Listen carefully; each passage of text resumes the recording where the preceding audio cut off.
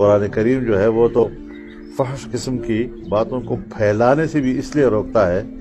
کہ جہاں وہ ہمارے اساتذہ فرمایا کرتے تھے کہ بری باتیں جو ہیں وہ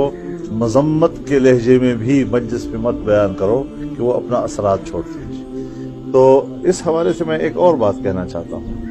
کچھ لوگوں کی نجی باتیں بھی ہوتی ہیں جی، آپ بھی گھر میں بیٹھ کر اپنے دوستوں میں بیٹھ کر نجی گفتگو کرتے ہیں، وہاں آپ کوئی بعض دفعہ الفاظ کا احتیاط بھی نہیں کر رہے ہوتے، ماحول آپس کا ہوتا ہے، لیکن یہ جو آپ ایک لفظ کہیں سے سن لیتے ہیں اور اس کو آپ اٹھاتے ہیں،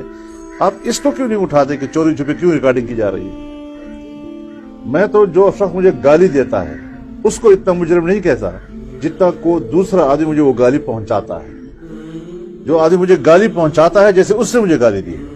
لہٰذا کچھ میڈیا کی دنیا جو ہے وہ بھی ذرا اخلاقیات کا حساب کرے، دوسروں کے عیبوں کے پیچھے نہ پڑے رہیں۔ رسول اللہ صلی اللہ علیہ وسلم فرماتے ہیں کہ اپنے بھائیوں کی چھپی ہوئی باتیں اور ان کے عیبوں کو مت ٹٹولا کرو، ورنہ پھر اللہ تمہارے عیبوں کو ٹٹولے گا اور اللہ گھر بیٹھے بیٹھے تمہیں رسوا کر دے گا۔ میں آپ کے ساتھ گفتگو میں کھل کر گفتگو کرنا چاہتا ہوں۔ بعض دفعہ آپس کی گفتگو میں ایسے الفاظ جو ہم باہر نہیں کہہ سکتے کہہ جاتے ہیں، لیکن اس کو اگر آپ چپکے سے ریکارڈ کر رہے ہوں گے تو یہ بھی تو اچھی بات نہیں ہے نا جی۔ میں ایسی چیزوں کا اور ایسے الفاظ کے استعمال کے خلاف ہوں۔ میں خود کوشش کرتا ہوں اور کبھی کبھی انسان ہوں، کبھی ایک نامناسب لفظ منہ سے نکل ہی جاتا ہے، مجھے تو پشیمانی ہوتی ہے کہ مجھے اس قسم کی بات نہیں کرنی چاہیے تھی، اور کوشش کی جاتی ہے کہ کسی کا نام بگاڑ کر بات نہ کی جائے۔ مخالف ترین آدمی کو بھی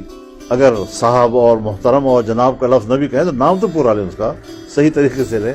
تو میں تو خود اس اخلاق کو پھیلانے کی بھی بات کرتا ہوں، نوجوانوں کی اس حوالے سے تربیت بھی کرتا ہوں، اور الحمدللہ